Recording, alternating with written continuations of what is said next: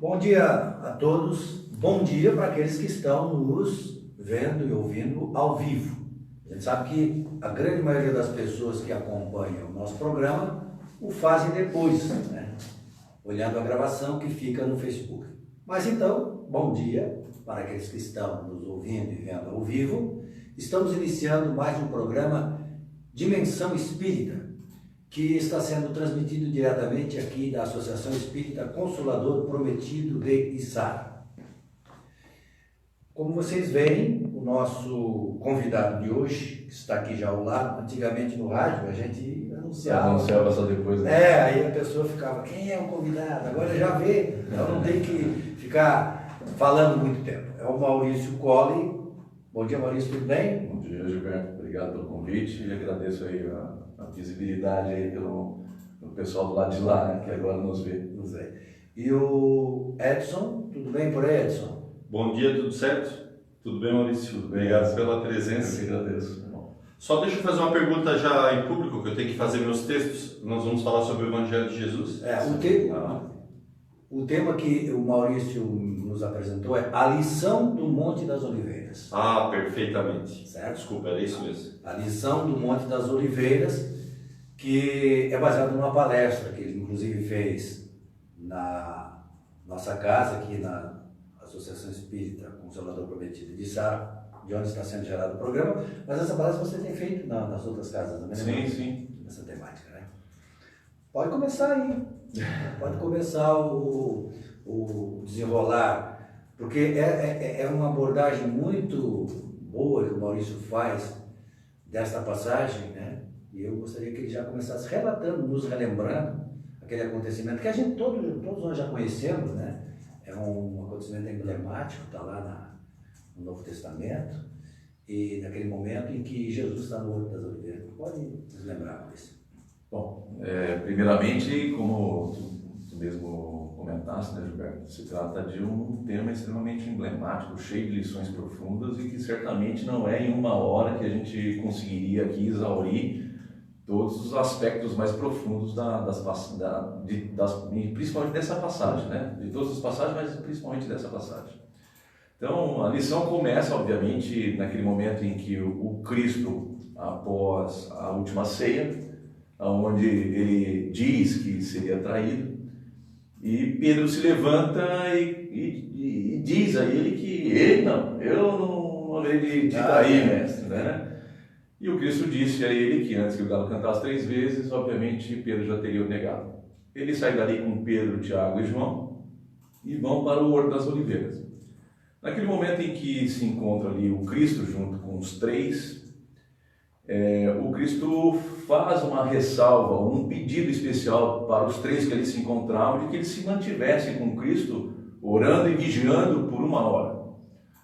O Cristo se desloca e entra, obviamente, em conexão com o mundo maior, com o Criador da vida, através da prece. Mas ele percebe que Tiago, João e Pedro, que se encontravam ali, já haviam cedido à tentação do sono e, portanto, estavam adormecidos. Então, o Cristo vem e desperta os 3 e diz a eles: poxa, não sois capazes de comigo vigiar 1 hora? E novamente o Cristo sai dali, entra em conexão de novo com o mundo superior, e quando ele observa, novamente os 3 se encontravam adormecidos, e novamente ele se aproxima dos 3, os desperta dizendo: pois não sois capazes de vigiar e orar comigo 1 hora? E no desenrolar, obviamente, de toda a trama, a gente percebe que depois Judas vem com os representantes, obviamente, dos poderes. Ele entrega o Cristo com um beijo e se faz a prisão do Cristo naquele momento, ressaltando então que naquele momento ainda há um conflito entre Pedro e os guardas, ao ponto de Pedro extrair a orelha de um dos soldados e o Cristo trazer à lume a lição de quem pela espada fere, pela espada será ferido. Então, essas lições são emblemáticas, porque inicialmente a gente deveria discutir se trata de lições meramente históricas que a gente está abordando aqui, né? Ou se essas lições, na verdade, servem para a natureza íntima da criatura humana. Do ponto de vista histórico, sempre vai ser um conflito, se existiu, se não existiu, enfim. Mas do ponto de vista moral, as lições sempre calarão fundo para a alma humana. E servem sempre, são sempre atuais as lições. O que eu acho espetacular nas passagens do Evangelho, Maurício, é exatamente isso. É que isso aconteceu 2000 anos atrás e é o nosso dia a dia de hoje. Isso é que é a coisa mais espetacular. Então tu toca num ponto extremamente profundo, porque o Evangelho não é para 2000 anos atrás. O Evangelho é para a alma humana nos dias atuais. Então o Evangelho é para o presente. É para o presente. E bem para o futuro. E daqui a 1000 anos as pessoas estarão discutindo as lições morais dos acontecimentos, dos personagens daquela história. Exatamente. Então o que nós discutimos na lição são os aspectos morais que se sobrepõem aos aspectos históricos dos acontecimentos. Porque ele falava para o espírito humano e não para o encarnado naquele momento. Exatamente. Para o agricultor, para o pescador, e sim para o espírito que naquele momento estava vivendo naquela condição de pescador, de um agricultor. Então a pergunta aqui, Giba, para nós, né, e para todos que nos ouvem, né, principalmente para nós. É. A gente, como palestrante espírita, a gente diz primeiro para nós, né? Aliás, a gente está mais perto da fala que a gente está falando, da boca. Né? O primeiro a ouvir somos nós, né? Então é para nós que a gente está refletindo. É buscar o significado, obviamente, da personagem, do personagem ou dos personagens que estão envolvidos nesse contexto. O que esses personagens representam na nossa vida íntima? Essa é a grande pergunta. Eu não sou historiador, estudei pouco a história, mas eu gosto de fazer coisas com lógica, as lógicas da vida, né? Gosto de matemática, então gosto de lógica. E aí, se a gente observar na história, Maurício, tu mesmo dissesse se é importante ou não, se foi verdadeiro ou não aquele fato, né? Mas o importante da Bíblia é o seguinte: tantos escritores passaram pela linha do tempo e quando obras fizeram e elas não eram verdadeiras, elas foram descobertas. Alguém, em algum momento, disse: isso não é verdadeiro e não é verdadeiro por isso. E as obras dos evangelhos, por toda a história de 2000 anos, não houve quem dissesse que não fosse verdadeiro aquilo. É apenas um pensamento lógico para dizer que há verdade naquilo, né? Não há um estudo científico negando, né? Perfeito. E ela se sustenta pela moral também, né? Porque não há como, nas falas e nos tratos do Cristo, alguém ir lá colocar uma vírgula, um ponto, uma reticência, né? Então isso é importante. Porque super interessante a revista Não Criticando, gosta de vez em quando aparecer. Será que ele era casado? Será que ele era casado com Maria Madalena? Criam essas fantasias que não importa nada, absolutamente nada. Importa a moral, o contexto da vida dele que ele deixou para nós, né? Ou seja, se nós somos capazes de retirar das lendas do passado, como por exemplo da Grécia, de Roma, da China, ensinamentos profundos, é porque esses ensinamentos, na verdade, eles estão em consonância com o comportamento humano. Exatamente. Então, no fundo, o Evangelho traz lições ao comportamento humano, e é isso que nos serve. Por isso, que quando a gente abre o Evangelho segundo o Espiritismo, para aqueles que estão começando, vão verificar lá que o mote de todo Evangelho é o aspecto moral das lições do Evangelho. E olha só, Maurício, vê que aspecto interessante. As pessoas que não acreditam em reencarnação e que acham que você possa evoluir numa só encarnação, olha só. Um fato que se analisa de 2000 anos atrás mostra que pouca gente evoluiu na parte moral.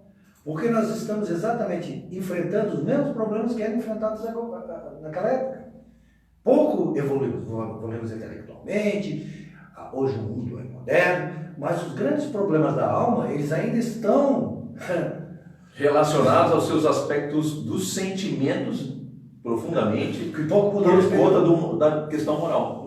E o Maurício tem a felicidade de trazer essa passagem de Lucas, do Monte das Oliveiras, que ela é extremamente Eu vi em atual. Mateus aqui, Lucas também faz essa... Lucas 22, eu já procurei, né, Gilberto? Ah, Tem pois na é. internet aqui, né? Já Eu vi. procurei. Pra citar a passagem lá. Eu vi em Mateus aqui... Não pensa que eu também sou assim, essa biblioteca viva, olha só. Mas o aspecto da passagem dos três que dormem, nós estamos dormindo ainda muito, né? Então a figura, eu acho que tu ia entrar e eu te cortei naquele momento, as figuras que o Evangelho traz. Eu sempre digo assim, preste atenção nas figuras. O Cristo sempre cria e tem junto com ele figuras que são os exemplos para aquilo que ele quer trabalhar, para dizer, acontece com os homens. Ele não criava exemplos do além, né? Ele tinha a prostituta sendo apedrejada, que ele foi abraçar, ele tinha o cego no poço. Ele tem sempre uma figura viva, e a partir da figura viva ele criava o que representa o comportamento humano. Perfeito. É isso que a gente tenta retirar da profundidade da mensagem. E o que representa então o Cristo nessa passagem? Porque aqui a gente não fala do Cristo histórico. A gente fala do valor que ele representa. Do Cristo ser espiritual. Do ser espiritual. Do guia e modelo da humanidade. O que ele representa em termos de conduta humana dentro da nossa intimidade? O que ele representa? Representa os máximos valores supremos da alta espiritualidade, da alta moral que o ser humano já carrega dentro de si. Quando eu cheguei no Espiritismo, Maurício, mesmo nas palestras que eu assisti, a pessoa que estava falando disse assim, quando você tiver dúvida de alguma coisa, como se comportar, pense o que o Cristo faria no teu lugar. Aí eu disse, não, peraí, né? Aí é demais, né? Mas esta é a mensagem. Se existe alguém em que a gente pode confiar no comportamento sem erro, é de Jesus, né? Então, olha que interessante, porque sempre nos foi repassada a ideia, obviamente, de que a gente deveria fixar os olhos no Cristo. Mas não, o Cristo, na verdade, a gente fixa os olhos nele por conta dos valores espirituais que é que traz. intrínseco em cada um de nós, né? Um dia a gente... Então nós estamos de olho, não na figura, no personagem do Cristo, mas sim nos valores superiores, que vigem por todo o universo. Quando eu falei aqui que algumas revistas ficam procurando os aspectos humanos do Cristo, né? Se ele fazia isso, se ele fazia aquilo, é o desvio da visão. Olha o comportamento, e não a pessoa, né? Não, mas isso é importante também, esse tipo de estudo, é importante. Sim, claro. Mas o que a gente tem que, no aspecto religioso, né? No aspecto de nós nos religarmos a Deus, nós temos que fazer essa análise que exatamente o Maurício está fazendo, né? Dos valores que Cristo representa. Pois bem. Os altos valores que ele representa. Esses valores são presentes na conduta humana de alguma forma. Talvez não sejam presentes na sua potencialidade. Um pouquinho de Cristo há dentro de nós. E tu tem diversos exemplos que tu poderia dar de que existe esses valores dentro da nossa intimidade. Porque às vezes eu fico até triste quando as pessoas dizem, porque o Cristo está muito acima da humanidade. Não é que o Cristo está muito acima da humanidade, é que os valores que ele representam em nós ainda não são perenes, eles não são constantes, mas já são. Já são lá, já são. A nossa essência espiritual, aquilo já está presente. Eu sempre uso uma expressão, acho que eu copiei de alguém, mas assim, no nosso DNA espiritual já está tudo que a gente precisa para o nosso infinito, para a nossa plenitude. Nós só vamos resgatando a partir do momento de visão. Eu vejo coisas boas em ti, Maurício.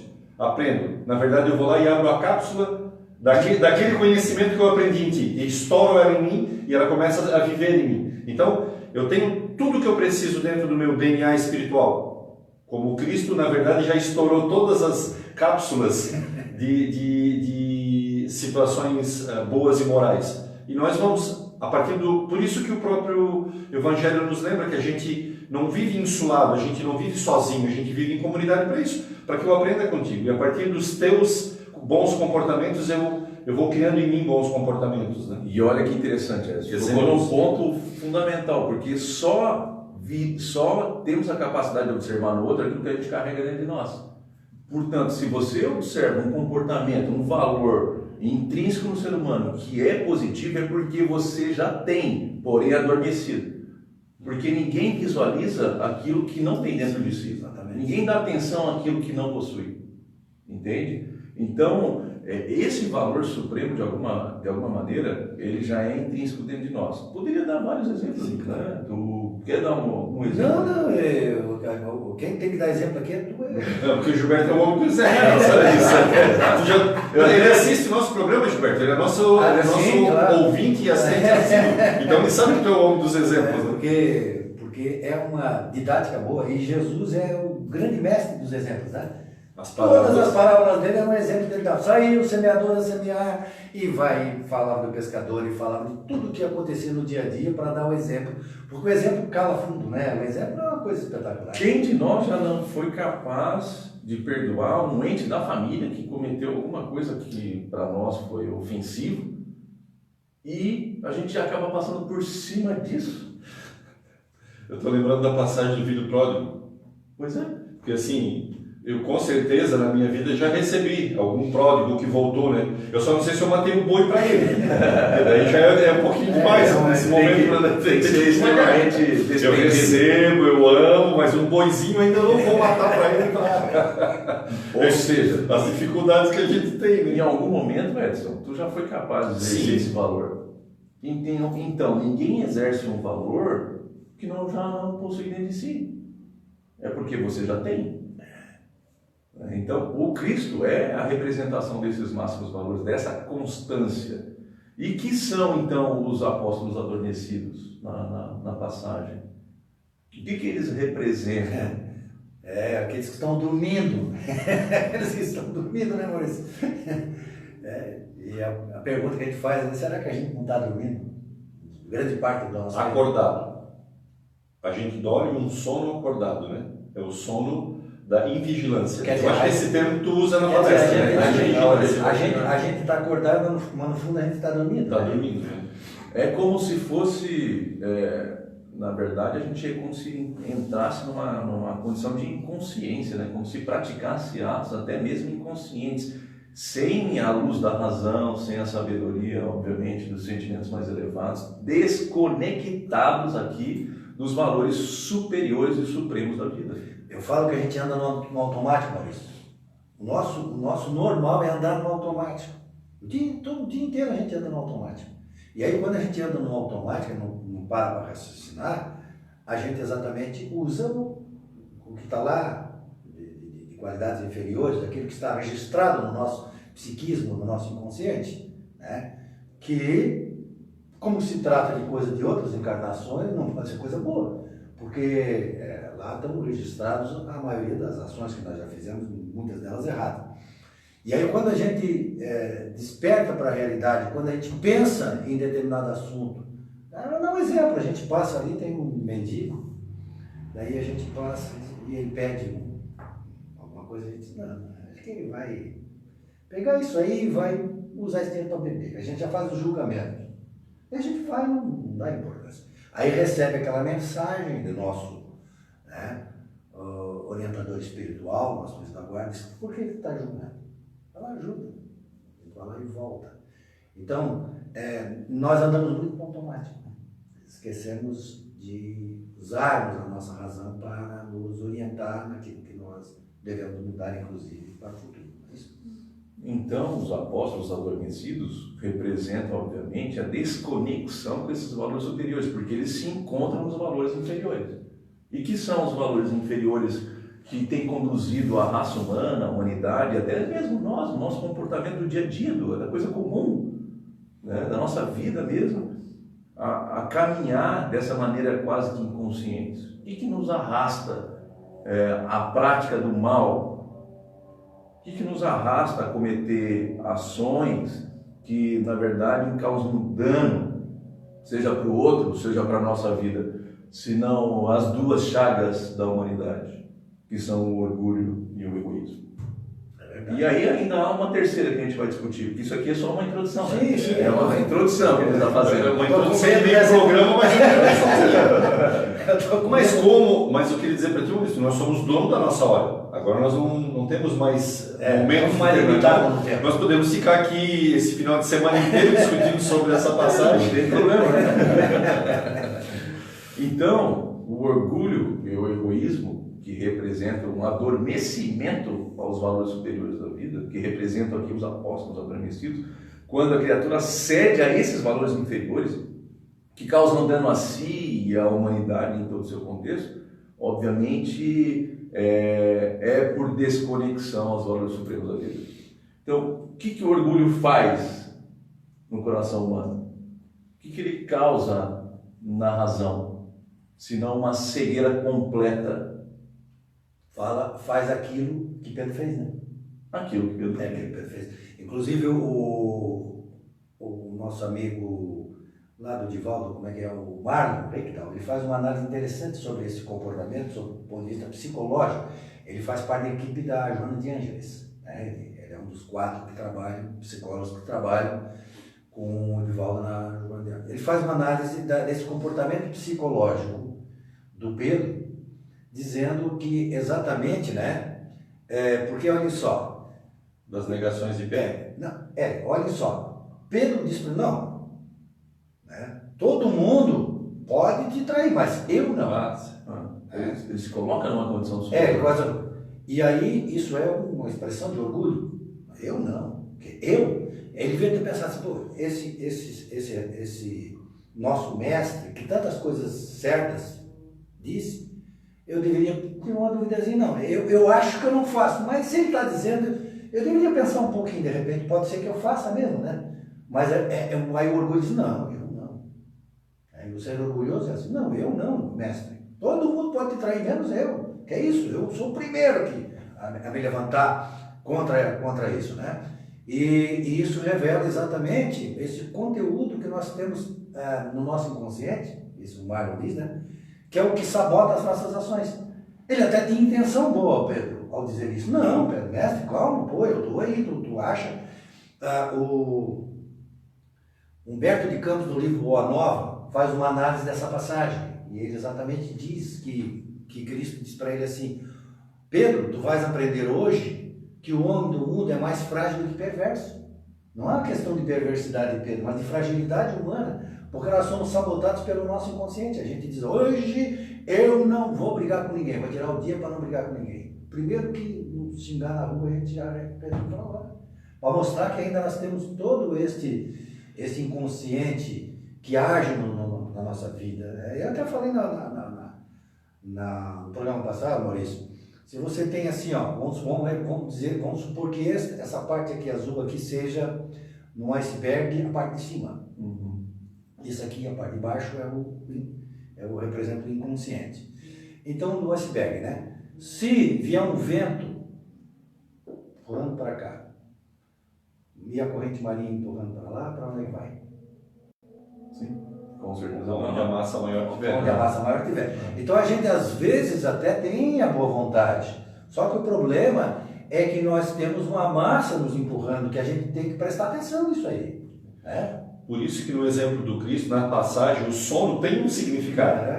É a massa, é o todo que empurrou os 3. Né? Sim. Eles até tinham boa intenção, e ele fala aqui, eu tô com a passagem aqui, porque é bom avaliar a passagem, porque cada versículo é uma história, né? Quando ele já adverte, orai, para que vocês não caiam em tentação. Mas a massa levou, o sono veio, e eles se deixaram ir.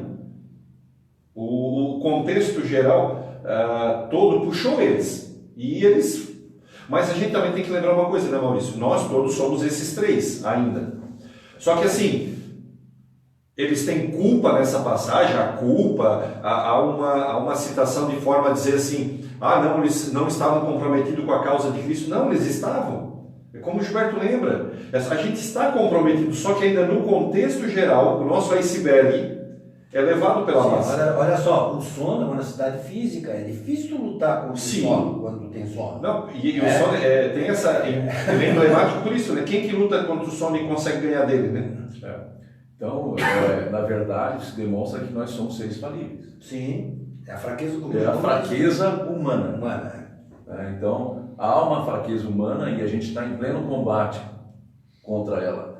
Não contra o outro, sim, contra a nossa fraqueza íntima. A maior luta que a gente tem que fazer é contra isso. Então, assim, os apóstolos, os 3, eles cederam ao sono porque, obviamente, ninguém cede aquilo que já não tem dentro de si também. Então, essa fraqueza, eles só cederam porque eles tinham dentro de si. Sim, exatamente. E a figura do Judas aqui na passagem, quando chega e beija o Cristo, é uma coisa impressionante. Porque se o outro cederam ao sono pela sua inconsciência, o Judas, não o Judas histórico, mas o Judas personagem dentro de nós, é aquele que conscientemente se desconecta dos valores superiores por interesse pessoal. E veja que quando a gente... Aí o orgulho na essência, né? Aí o orgulho na essência. Desculpa, o egoísmo na essência, né? Isso, exatamente. O egoísmo na essência. Então a gente está falando de dois comportamentos humanos. Um orgulho, que é o caso do Pedro, e agora nós estamos no egoísta. No egoísta. O egoísta quer tudo para si primeiro. Sim, exatamente. E se a gente pega o livro Boa Nova, vocês vão ver que tem a passagem do Judas. A intenção do Judas nunca foi matar o Cristo, era submeter o Cristo aos seus próprios interesses. Porque ele queria ser o chefe da nova religião que surgia à luz do pensamento. Qual era o interesse de Judas? Ele disse, esse homem veio para mudar o mundo, porque ele reconhecia isso. Para mudar o mundo, mas ele não se mexe, ele tem que se mexer. Então ele queria provocar uma situação que Cristo fosse levado a reagir e os judeus tomassem o poder e libertassem dos romanos. É que o Judas... Há uma outra sempre intenção atrás até política. E eu vou estar, como eu desencadeei esse processo, eu vou ser o primeiro-ministro. Na verdade, a espera messiânica dos judeus era para a libertação dos impostos. Para eles se tornarem um povo materiais. Materiais. De povo dominador. Eles iam trocar. Não a retirada do aguilhão do aspecto moral. Né? Aliás, os fariseus já... Na verdade, a gente tem que deixar bem claro aqui que existiam duas correntes. Uma tinha esse pensamento, o Haroldo explica bem, e outra que realmente entendia qual era a finalidade da vinda do Cristo. Né? Tá. Existiam esses dois pensamentos entre os judeus. Mas assim, para falar sobre interesse... Então assim, no fundo, Judas queria submeter o Cristo à sua própria vontade, porque ele achava que o Cristo não tinha poder de liderança para poder comandar uma verdadeira revolução, que na verdade o Cristo precisaria dele. Sim, você então mandava aí nessa história. Daí assim, quando a gente vai para o Livro dos Espíritos, aqui eu vou fazer uma leitura bem rápida e vou tentar ser o máximo explicativo possível, porque a gente já ficou meia hora só na introdução. Não, mas está boa essa introdução. Qual é a mais meritória de todas as virtudes? Questão de número 893 do Livro dos Espíritos. E ele vai dizer que a sublimidade da virtude, porém, está no sacrifício do interesse pessoal, pelo bem do próximo, sem pensamento oculto. A mais meritória é a que assenta na mais desinteressada caridade. Gente, caridade na sua essência, que a gente já sabe que é benevolência, indulgência, perdão das ofensas, só existe verdadeiramente quando ela é completamente desinteressada. Então, na passagem, Judas, ele age em completo interesse e consciente desse interesse. O que eu estou tentando ressaltar? Quando nós, na vida prática do dia a dia, não age conscientemente na defesa e planejamento dos seus interesses íntimos em detrimento do outro. É natural em nós isso, Maurício. Eu estava pensando depois, quando eu pedi, dá uma olhada na palestra. Eu dei uma olhada na palestra, assisti ela pessoalmente, depois vi de novo. Mas todos nós nos comportamos assim, porque quando não é para nós, é para nossos filhos. E aí, quando a gente amplia mais um pouco, é para nossos amigos. E quando a gente amplia mais um pouco para a nossa cidade, a gente dificilmente pensa no todo indistintamente. Né? Indistintamente, eu digo todo o seguinte: pensa no pessoal da Argentina, né? Pensa no pessoal lá do Oriente Médio, pensa naquele povo lá do Japão. A gente nunca pensa coletivo, né? A gente pensa assim, sempre assim, vai fazendo por parte, vai ampliando, mas tudo pertinho de onde a gente está. Por quê? Porque a gente pensa no interesse pessoal sempre. Então, nós estamos diante de dois polos de comportamento humano, de natureza íntima. Um, pautado nos valores superiores, obviamente, da fraternidade, do amor, do total desinteresse. Sim. Porque o Cristo Deus... Teoricamente, a gente entende isso. o Cristo deu sua vida, um completo desinteresse em transmitir esses valores supremos para a raça humana, para a humanidade planetária. E o outro polo, que é o polo do orgulho, do egoísmo e do interesse pessoal, que são as chagas que corroem a criatura humana e espalham pela superfície do planeta a dor pelos quatro cantos.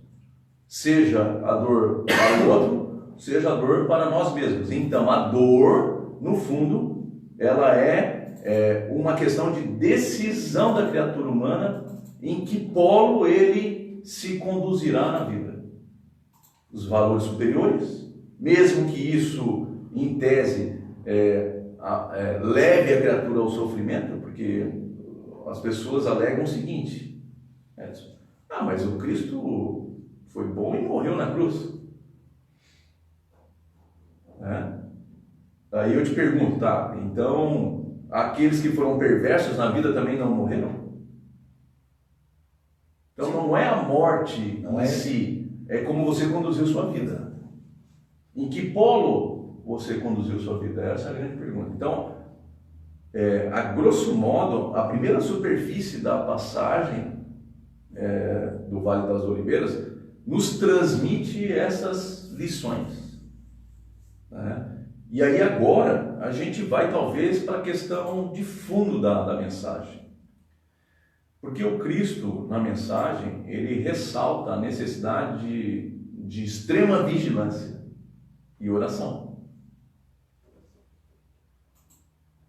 Então, quando ele vê aqueles que ele ama profundamente cederem à tentação do sono, que estavam com sono, ele vai e desperta essas criaturas e ressalta a elas a necessidade de se manter despertas, vigiando e orando. Porque a primeira leitura que se pode fazer assim, sem muita atenção, assim, mas Jesus não entendeu que ele estava com sono.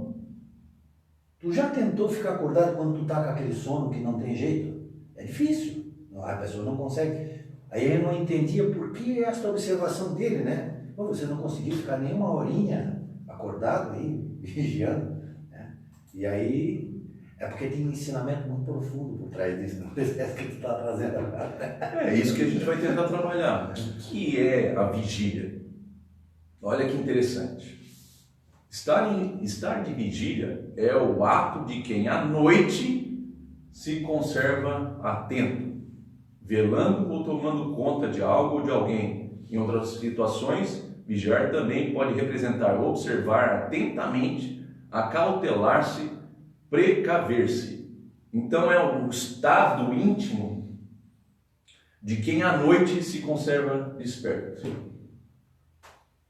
Isso dá uma palestra. Dá, mas percebe que entre as linhas da tua frase existe um trabalho, como diz Gilberto, de luta, porque à noite naturalmente é para a gente dormir.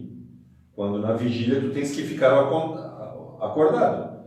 Mas ele poderia fazer o exemplo do dia, não, mas é que à noite, pela história da nossa evolução, as noites são para descansar. E lá tu tem que lutar contra isso. Na vigília tu luta, há uma luta.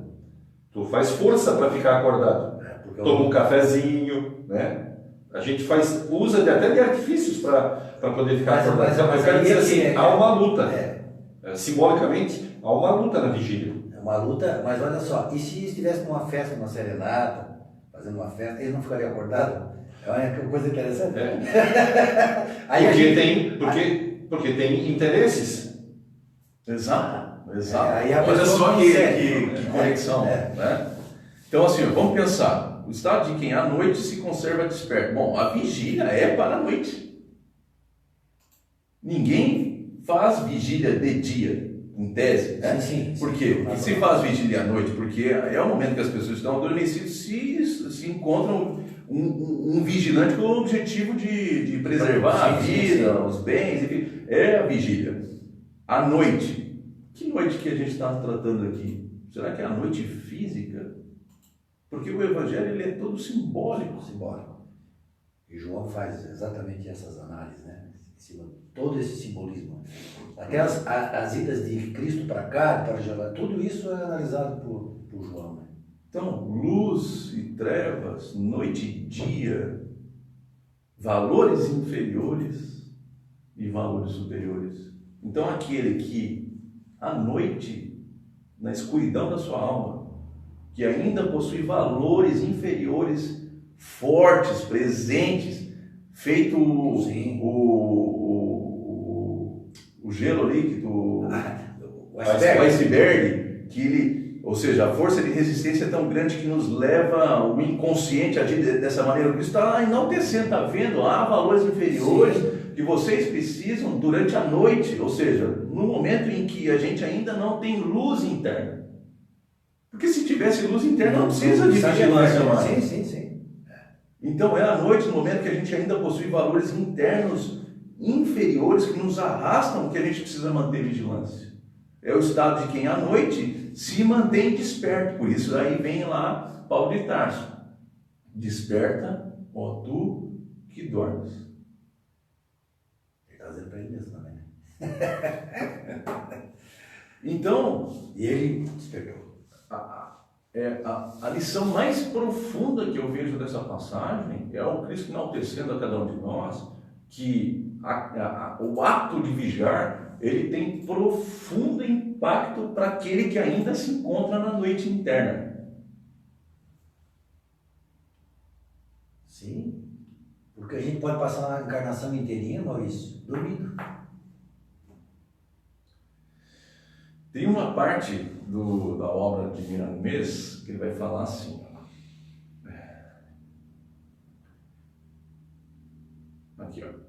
Vigiar constitui a primeira defesa da alma na batalha consigo mesmo. Policiar suas mais caras experiências contra as investidas do mal que deturpa, da ignorância que desestimula, da sombra que entristece. O exercício do pensamento poderá ser uma lavoura de conhecimentos inesgotáveis, e desse manejo individual tiraremos lições valiosas, porque a razão constitui o professor insubstituível no templo do coração. O que ele está tentando ensinar para nós aqui? Que a primeira defesa, a primeira arma, a primeira espada, o primeiro escudo contra as nossas próprias imperfeições é o ato da nossa própria vigilância. Não é o outro, aguardar o outro nos apontar, ou esse comportamento vir à tona, não. É o ato de responsabilidade de cada um consigo próprio. Claro, exato. É interessante. Maurício, só para não nos esquecermos disso, o Miramês é um espírito, né? Isso. É um espírito que... Deixa eu pegar aqui qual é o livro dele, né? Ele nos traz diversos ensinamentos, né, como o espírito de elevada envergadura, e tem muitos livros, muitas obras que ele ditou, né? Eu li o Francisco de Assis, eu li Maria de Nazaré, alguns livros, né? E ele tem um comentário muito bom sobre o livro dos Espíritos, né? O Espírito Miramês. Para a gente saber, dizer né? isso, porque muitas pessoas que não são espíritas não querem esse tal de Miramês que eles estão falando aí. Boa, sempre fazer a citação. Mas quando o Maurício falava aqui, me veio um pensamento, aí eu volvi meu olhar aqui para os comentários que estão entrando, e o nosso amigo Jones lá de Tubarão, que sempre é um assíduo ouvinte, assistente nosso. Um abraço ao Jones. Um abraço a ele. Olha a colocação, e eu pensava nisso para colocar. Eu não estou roubando, Jones, não estou roubando. Isso aí é a sintonia dos pensamentos. Olha o que ele diz. Será que a mensagem do Cristo não se dirige àqueles que, já dispondo do conhecimento, se esperam um comportamento diferenciado, consciente? E o que me vinha a ideia? Se ele fala do sono para aquele que já não dorme. Então, para nós que já temos consciência das coisas morais, eventualmente vamos ao sono. Então, aqui diz o Jones, não está falando para nós que já temos o conhecimento de estar acordados, de mantermos-nos acordados, mas nos deixamos ao sono. Sabe? Essa analogia. Porque, para aquele que ainda não conhece, o sono domina. Ele não dá conta é igual o silvícola, o índio que não conhece da lei, né, Gilberto? Vocês são advogados. Agora estou bem aqui com 2 advogados. Para ele, a lei é diferente, porque ele não conhece a lei, certo? É assim? Me permitam, né? Existe essa possibilidade. Então, existe essa possibilidade, porque ele não tem conhecimento da lei. Então, para quem não tem conhecimento da lei... Aquele que está fora da civilização, que está lá incomunicado, tudo bem, ele não entende. Mas para nós que temos conhecimento da lei, é diferente. Ela se aplica a qualquer minuto. Então, eu fazendo essa analogia, o sono está para nós que já sabemos ficar acordados. Ou que temos condições de saber. Que, como diz o Jones, temos comportamento diferenciado e somos conscientes daquilo que temos que fazer, né? Nós já temos a moral frente aos nossos olhos, mas eventualmente caímos no sono, caímos na vigilância. Mesmo sabendo o certo, a gente acaba cometendo o errado. Eu acho que é esse o que o nosso querido amigo Jones fala e me veio à mente. É quase que uma pergunta para ti, Maurício. Não, é que eu quero pegar aqui a questão dos espíritos para deixar pontual. Eu estou muito feliz. Aquela questão do Cristo, o guia modelo da humanidade, é a questão de número, que eu não me lembro aqui. Pesquisa lá, eu também sou agora ele pega. Eu acho chique aqueles palestrantes que falam questão tal, questão que decora, porque eu não consigo, tenho uma inveja, na verdade. Me fugiu o número da questão, eu quero pegar ali. 625. 625. Boa. Outra o coisa. O Google é o maior estudioso da doutrina espírita. Então, olha só, tem uma passagem aqui que vai dizer o seguinte. Aqui. Olha só, Jonas, me ajuda a comentar aí do lado de lá, tá? Questão de número 621. Onde está escrito a lei de Deus? Na consciência. Que eu acabei fazendo a analogia do DNA, né? O DNA está lá já. Nossa consciência está pronta. Beleza. Não é na Bíblia Sagrada, não é no Alcorão, não são nos livros sagrados, não. Está na consciência. Lá, na verdade, é uma expressão daquilo que já está na consciência humana. É a consciência do espírito. Do espírito, né? Então, mas preste atenção nessa questão que é de 621A, que vai dizer assim: visto que o homem, ou que o homem traz em sua consciência a lei de Deus, que necessidade haveria de lhe ser ela revelada? E o Espírito responde: ela, ou ele, o Espírito, a esquecera e desprezara. Quis então Deus fosse lembrada. Bom, ou a gente não sabe, né? Ignora, ou a gente sabe, só que esqueceu ou despreza aquilo que sabe. Então, de fato, há criaturas que já possuem o conhecimento e cedem por desprezo aquilo que já carregam dentro de si. E isso é uma decisão.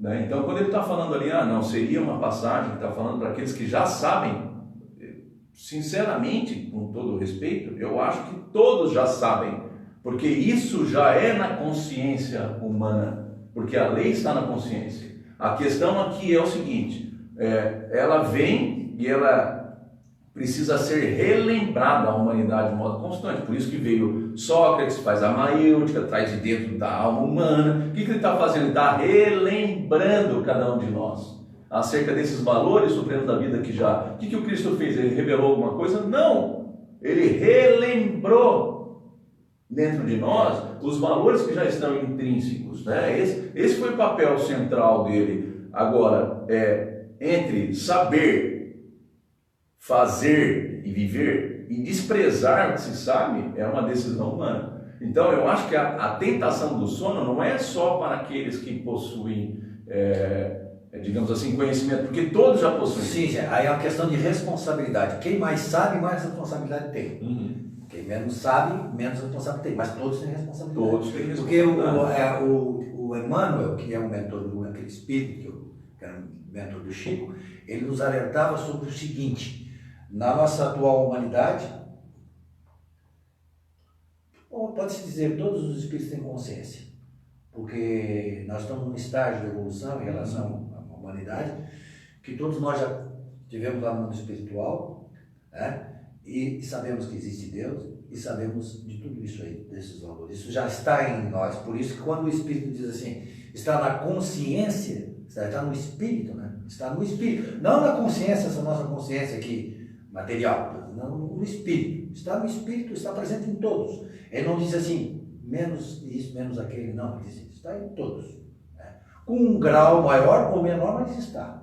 E eu concordo com o Maurício, eu acho que esse alerta é feito para todos indistintamente. Porque os três que se encontravam ali eram os três que tinham conhecido. Mas a relevância que o Maurício dá, me permite assim, nem é contraditório ao que não, o Jonas falou. Ele está falando é o grau. Ele fala para todo mundo, só que existe também aquele que faz por querer. Sim, vamos usar essa expressão. Aí o grau de responsabilidade dele é maior. É óbvio, foi o que o Judas fez. É claro, ele fez por querer. Como Jesus disse, Jesus não estava chamando a atenção de alguém que chegou lá e disse, fica aqui vendo comigo, ele estava chamando para aquele que foi convocado. Então a responsabilidade dos apóstolos era muito maior. Os 4 que estavam ali tinham conhecimento. Era elite. Era elite do pensamento. Os 3, Tiago e João, eles se cederam, mas eles tinham conhecimento. Sim. Desprezaram o conhecimento dentro de si de modo inconsciente, mas desprezaram, foi uma decisão. São os dois, a visão que tu estás colocando são as duas situações, né? Isso. Um se deixa levar pelo sono, que é o movimento da vida, e o outro vai lá e põe a pedra no caminho. Isso. Um tropeça na pedra do caminho, não a vê. Isso. Por invigilância não a vê, tropeça. E outro põe a pedra no E caminho. olha só uma coisa que me ocorreu agora.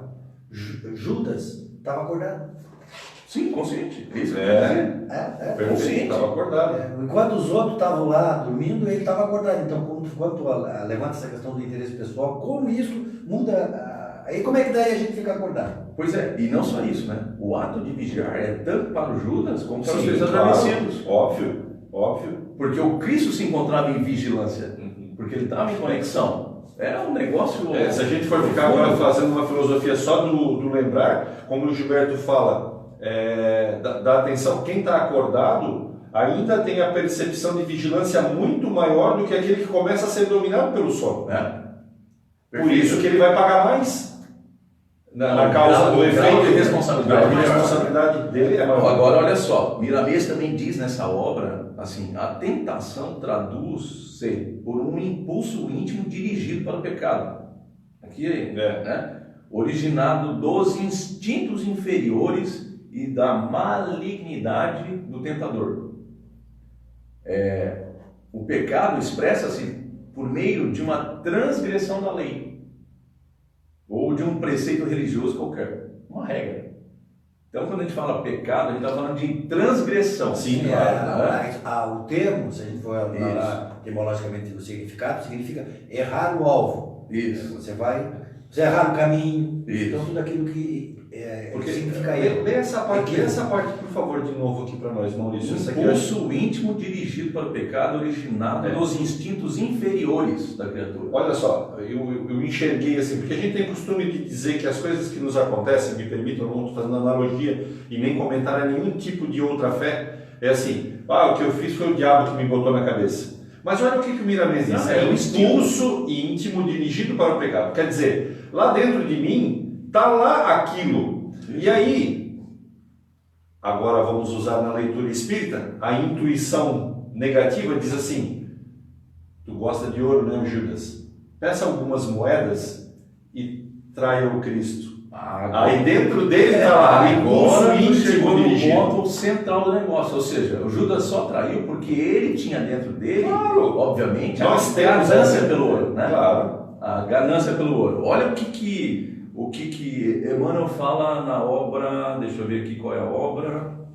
Na obra... Esse telefone nós vamos roubar, Gilberto. Tá cheio de coisa boa. Aqui, na verdade, aqui é o André Luiz, tá? Na obra Ação e Reação. Olha só o que ele diz. Cadê? Já perdi aqui. Pode ser. Aqui, ó. Cada um é tentado exteriormente pela tentação que alimenta em si. Então, onde que a gente quer chegar nessa nosso diálogo aqui? É que não é o exterior. O exterior fabrica situações. E, obviamente, pela lei da afinidade, né? A gente é levado para aquelas situações em que temos afinidade, obviamente. é o interior, em razão da invigilância interior, é aquilo que alimentamos dentro de nós que de certa forma nos faz ceder. Então ninguém vai ser testado dentro de si por questões exteriores se ele não alimenta dentro de si esses maus pendores, esses instintos inferiores. Então, veja bem, Judas foi tentado aonde? Foi testado aonde? Obviamente, na sua mazela de interesse pessoal, né? Porque ele era um ser ambicioso.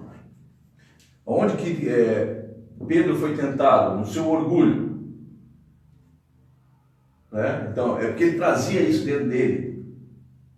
Muito embora Pedro iniciou seu apostolado, sua reforma íntima no momento em que ele toma consciência da pequenez dele, que ele não era... Cantou, né?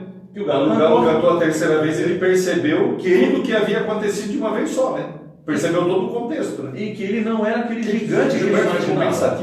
Não, porque vocês tocaram um ponto, eu li essa passagem do Humberto de Campos, ele analisa exatamente isso. Ele diz que naquele momento, Pedro, que era rigoroso na análise, ele julgava, sim, ele não aceitava as mulheres, ele tinha todo um comportamento. Quando ele leva aquele baque, ele reflete e começa e muda. Ele diz, mas aí ele se transforma, quer dizer, não é se transforma, transforma no sentido, ele já tinha os valores, começa a utilizar esses valores mais elevados e ele passa a ser o fiel da balança, ele passa a ser o grande líder que foi Pedro, né? E a gente acompanha a história dele ali. Tem um filme na Netflix sobre Pedro, não me lembro agora o nome, mas é espetacular, porque ele faz essa análise. Cada momento que alguém vinha dizer alguma coisa, ele assim, eu traí o mestre, eu fiz aquilo. Então, todo o comportamento futuro dele levou em conta essa introspecção que ele fez a partir desse momento. Por isso que a gente usa aquele exemplo, né? Que esse exemplo, na verdade, eu peguei do Haroldo. Ele diz que Pedro a redenção. Pedro a redenção, é isso mesmo. Que na verdade, de forma íntima, para poder dar um exemplo prático, é tu reformar um avião em pleno voo. Eu gostei dessa tua. E se não reformar, o avião cai. Né? Então, assim, é um ato extremamente de esforço agigantado, porque a gente está lutando contra as nossas camadas mais inferiores. Por isso que o Emmanuel vai dizer o seguinte: ser tentado é ouvir a malícia própria, é abrigar os inferiores alvitres de si mesmo, os inferiores desejos, necessidades, anseios, porquanto ainda que o mal venha de fora, somente se concretiza e persevera se com ele afinizamos. Ou seja, se na intimidade do coração temos sintonia. Exatamente. Olha só que colocação bonita que o Emmanuel faz, né? Ou seja, se a gente não tiver sintonia, não acontece nada. Por mal que seja o mal que nos seja direcionado. Ele só vai ter efeito se a gente der reflexo a ele, se a gente der. Por uma lei da física chamada ressonância, né? Uma das qualidades da física, se a gente procurar na internet, tem uma ponte nos Estados Unidos, que ela foi derrubada pelo vento, porque entrou em ressonância com a frequência do vento. O que aconteceu? Nós vivemos em meio frequências, né? Frequências dos comportamentos, frequências de rádio. Quando uma frequência se combina com a frequência daquele material, ele se amplia de tal forma que pode até destruir. E quem procurar na internet, deve ter no YouTube, vai ver que o vento chacoalha de tal forma que ela não se sustenta mais e ela cai. Quer dizer, nessa ressonância, como exemplo, é a ressonância ou a influência ou a simpatia que a gente se deixa estar por positivo ou, aqui no caso, pelo negativo, né? Se dentro de nós já tem superado aquele item, que seja do ouro, como a gente fala do Judas, né? A avareza, digamos assim, esse assunto vai passar pela gente normal, tranquilo. A gente não vai perceber de que há na situação alguma coisa de errado, mas não se deixa mais levar por aquilo. Mas Quando em nosso coração encontrar ressonância com alguma coisa que lá está ainda por ser trabalhada, a gente acaba possibilitando de cair. E isso é o coração do nosso trabalho de hoje, né? Porque a lei da sintonia é uma coisa fantástica. Eu me lembro de uma passagem, uma história bem rapidinha assim, que era um mestre e seu discípulo, e eles chegaram na margem do rio e tinha uma mulher se afogando. E os monges não podiam tocar nas mulheres. O que o mestre faz? Ele entra na água, retira a mulher e coloca ela na margem, do outro lado. Quando eles passam a margem, o discípulo ficou pensando, poxa, o mestre cometeu um desatino, porque ele foi contrário às ordens, às regras da nossa convicção. Ele, na verdade, cedeu contra os valores que a gente prega dentro de nós, né? E aí ele pergunta para o mestre, mestre, por que tu fez isso? Daí ele diz para o discípulo, né, que na verdade ele já tinha deixado a mulher na outra margem, né? E o discípulo carregava a mulher dentro dele ainda, entendeu? Essa passagem me lembra. Só que assim, ó, Maurício. Ele só fez o ato, né? Ele fez. Quando eu li, era assim, ó. Ele continuou e o cara ficou quieto. Depois, lá no fim da viagem, ele. Não vou deixar de passar essa observação. Aí observou aí, o mestre, como falou, disse para ele assim: eu só peguei ela um instantinho, tu tá carregando a viagem inteira. Sintonia. Sintonia. É o que a gente traz na intimidade da alma. Então, quando os espíritos superiores estão dizendo para nós que a lei de sintonia é uma coisa gravosa que a gente tem que se atentar, é porque ela tem reflexo profundo na nossa intimidade. E ela exerce profunda influência sobre a nossa felicidade ou infelicidade. Por isso que André Luiz vai dizer assim, cada qual de nós vive e respira nos reflexos mentais de si mesmo, angariando as influências felizes ou infelizes que nos mantêm na situação em que buscamos. Então, a grande pergunta é, que buscamos de verdade? Na intimidade da alma. Com que sintonizamos? Com que estamos sintonizados na vida? Porque à medida em que descobrimos com que estamos sintonizados, vamos entender os reflexos das dores e sofrimentos que acontecem conosco. Diz-me o que pensas e te direi quem é. Posso colocar uma pergunta antes dessa tua pergunta? Sim. Estamos procurando alguma coisa? Ou estamos no sono? Estamos procurando... estamos. E aí a tua pergunta, estamos procurando o quê? O quê? Porque o sono dos três era um momento em que não procuravam nada, né? Se deixaram... O Judas procurou. O Judas exatamente procurou, mas procurou pelo caminho errado, né? E eu queria fazer uma consideração, Gilberto, que daqui a pouco chega ao fim do programa, para lembrar o seguinte, que também eu acho que no livro Boa Nova, Cristo, após desencarnado, a primeira coisa que ele fez foi procurar Judas para confortá-lo. Então Judas, nessa figura toda do Evangelho, que acaba sendo aquela figura do carnaval, né, que as pessoas penduram um boneco e depois ficam malhando Judas, faz 2000 anos que a gente malha o Judas. A figura de Judas foi uma figura emblemática no contexto, que precisava para que aquilo acontecesse e tal, mas o próprio Cristo foi ter com ele, porque ele se suicidou, e a gente sabe dos problemas do suicídio, foi lá ter para procurar ele para confortá-lo e sei lá o que o próprio... Eu não tenho nem ideia do que no coração do Cristo já foi lá para pegar ele como... Dizer assim, não, calma, tu fez isso, mas tem todo um contexto aí. Então, a figura do Cristo, do Judas, como traidor, ela é emblemática. Mas o Cristo vai lá ter com ele depois. Né? É bom a gente lembrar também, porque a gente vê assim, por exemplo, hoje até em dia, né, as pessoas penduram Judas, batem nele. Judas já se recuperou há muito tempo. A doutrina espírita nos traz a informação de que Judas foi Joana d'Arc. Ou seja, ela veio com a missão divina, olha só, olha a importância da Joana d'Arc na história da humanidade. Então, Judas não só se recuperou, como também auxiliou todo um processo histórico de libertação no mundo, porque não foi só aquela questão da França, né? Não vamos entrar numa análise completa sobre isso, mas Judas já se recuperou. E aí, quando eu vejo as pessoas lá batendo, lá, malhando Judas todo ano, eu fico pensando, puxa vida, como o ser humano custa. Malhando a si mesmo. Malhando a si mesmo. Porque aquele lá não precisa mais malhar, que ele já foi. Então, Mas Maurício, faz a observação final, né? Porque realmente essa tua análise que tu nos levou aqui a fazer, ela, em todo o Evangelho se presta para esse tipo de análise, né? Desde o começo até as últimas partes, nós trazemos para o nosso dia a dia para aquilo que nós vivemos, porque essa é a missão do Evangelho, né? Se ele não servir, eu sempre digo, se não servir para a nossa vida, para que serve? Tá? é verdade. Mas pode fazer aí a análise final, porque nós estamos chegando aí já no final do programa, mas você tem um tempo todo mundo para fazer, não precisa se apressar. Tá. Então, acho que eu vou fazer a leiturinha de um textozinho final, não sei se... Cabe. Regina. Então tá. Que diz assim, sintonia.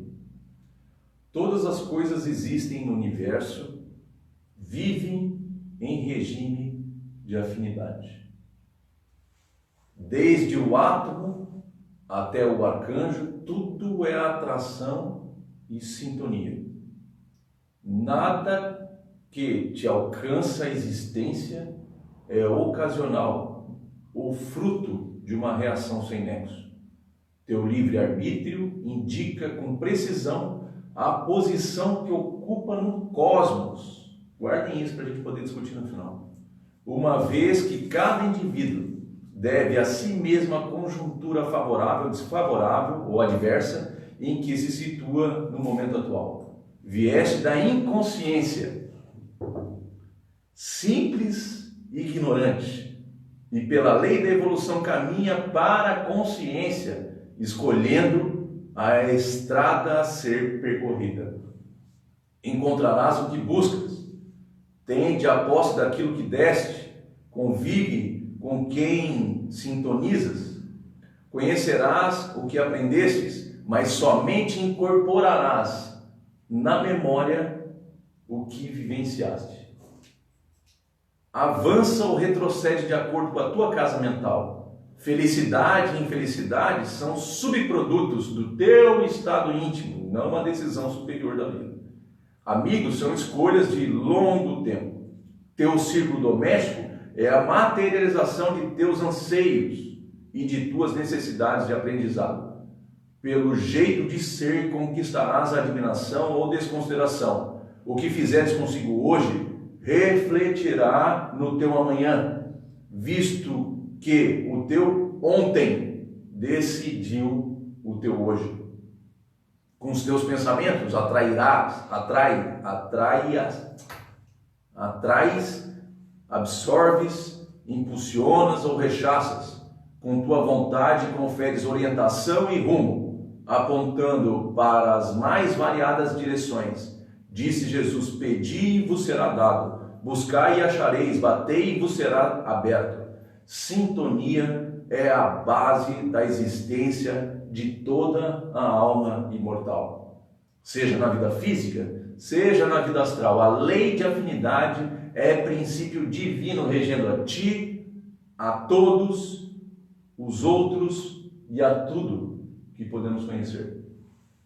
Observa. Vive no drama ou na realidade, na aflição ou na serenidade, na sombra ou na luz. É postura que está estritamente relacionada com o teu modo de sentir, de pensar e de agir. Esse é o Espírito Hamed, né? Tá. Exatamente. Quando você nos trouxe essa citação, eu achei, pô, ela é espetacular. Espetacular. Cada frase dessa é uma palestra. É uma palestra. É um programa. Né? Mas você pediu que nós observássemos duas coisas. Primeiro, cosmos, a sintonia vai determinar a nossa posição no cosmos. Não é aqui na Terra, nem aqui em Sara, nem na região sul de Santa Catarina e nem no Brasil. É no cosmos. Olha só. Olha a importância da nossa decisão. Porque ela demonstra a posição moral que tu ocupa no universo. E se a gente pegar a obra Boa Nova, tu vai ver lá que há um momento em que o Cristo Ismael, protetor do Brasil, no momento da escravidão, ele vai no peito do esse Cristo, ele é chora no peito do Cristo, e o Cristo diz algo para ele que me marca profundamente a existência. Ele diz: nem eu que sou o Cristo, não, o Brasil, o coração do mundo, bateu do Evangelho. Nem eu que sou o Cristo tenho o poder de interferir no livre arbítrio das pessoas. Então, isso aí chega a arrepiar, né? O Cristo dizendo essa frase, ele poderia com o dedinho dele fazer assim, né? Sim, resolve tocar, o problema, né? Tocar, né? Resolve o problema, pronto, escravidão resolvido, o que mais? Resolvido. Mas o planejamento... Você imaginando a fila de problemas na frente de Cristo, ele sabe. Então, assim, o que ele faz? Poxa, a criatura humana precisa sair da inconsciência para a consciência por trabalho desenvolvido por ele, não por mim. Deus nos dá a liberdade para a gente aprender a lidar com ela. Para ganhar consciência. Sim, exatamente. Se é para alguém estar fazendo o serviço por nós, não precisa de liberdade. Né? Senão a gente vai se manter sempre desprezando, obviamente, as regras ou as leis divinas. E com a terceirização, né? Não há terceirização. Porque até agora, inclusive o Maurício na palestra observou, né? Até agora a gente está sendo orientado pelo mundo espiritual. Até eu me lembro daquela passagem da Gênesis, né? Que o Kardec observa que tem um ditado popular que diz que existe um Deus para as crianças, um Deus para os loucos, um Deus para os bêbados. Ele usa essa expressão ébrios, mas os bêbados, né? E que, na verdade, ele diz que esses tipos de pessoas, eles têm protetores espirituais que estão ali protegendo. E a gente está, olha só, né? O Maurício chamou atenção na palestra, quanto tempo que nós estamos aí seguindo a orientação e quando é que nós vamos tomar as rédeas da nossa vida? Já está na hora de a gente começar a agir por nossa própria consciência, por nossa própria reflexão. Quando é que nós vamos despertar? É uma advertência, né? Mas na verdade temos a eternidade. Ele também não diz que tem que ser amanhã, que tem que ser agora. Mas é uma advertência. A pressa é nossa. Porque tem uma passagem também que o Haroldo, numa palestra, fala assim que o Bezerra de Menezes já podia ter ido para paragens superiores, mundos superiores, continuar seu trabalho lá. Ele disse: não, eu quero ficar aqui porque eu tenho amados ainda que estão ainda se consertando, me permito usar essa palavra, se arrumando, se melhorando, que eu quero que venham junto comigo. Então, tem amados nossos que nós estamos fazendo esperar. Então, adiantemo-nos, né? Para que a gente possa caminhar adiante rápido, né? Porque a gente só pensa, mas tem pessoas que estão além de nós, que estão nos aguardando, querem estar conosco e viajar nessa grande viagem da eternidade com a gente. E a gente fica se trancando aqui, né? E por isso que a decisão não se permitindo. A decisão interna é pelos polos dos valores que nos foram debatidos no dia de hoje, né? Duas palavras ali que tem naquela mensagem final que tu deu, é essa posição no cosmos e vivenciar. Enquanto nós não vivenciarmos, não mudamos. Nós vamos ficar sempre... Enquanto nós não tomamos uma posição, a Joana de antes nos alerta muito, você só muda o inconsciente, o conteúdo psíquico que está lá no inconsciente, quando você traz para o consciente, modifica e joga para lá. Porque senão, você vai ficar na mesma. Por isso que a gente vivencia as experiências na vida. Para aprender. Senão não faz aprendizado. Né? Porque a gente não é repositório, obviamente, de filosofia.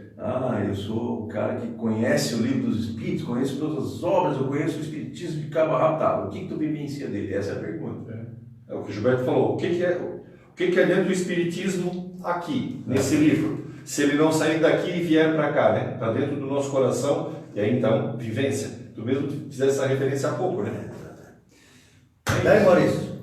Obrigado pela oportunidade, né? Mais uma vez estarmos aqui entre vocês. Nós todos, a humanidade toda, né? Porque assim é uma porta para a humanidade, né? Poxa, agradeço, é um prazer poder refletir, porque são momentos que a gente para, na verdade, na nossa vida corrida do dia a dia, que a gente pode, refletir com outras pessoas, juntos, e de repente aprimorarmos e modificarmos alguma coisa que de fato ainda tem dentro de nós de falha, e a gente junto vai melhorando. Nos ajudando mutuamente, né? Exato. Isso lembra daquela passagem que a gente tem usado em algumas palavras assim, que a gente tem que se espiritualizar, né? A gente tem que se permitir a espiritualizar. Quem é da igreja católica, que vá à sua igreja, quem é evangélico, que vá ao seu culto, quem é espírita, que frequente e estude nas casas, para que a gente possa se espiritualizar mais e leve para o nosso lar, né? Para nossas casas, essa espiritualidade. E a partir daí a gente vai fazendo uma humanidade melhor, né?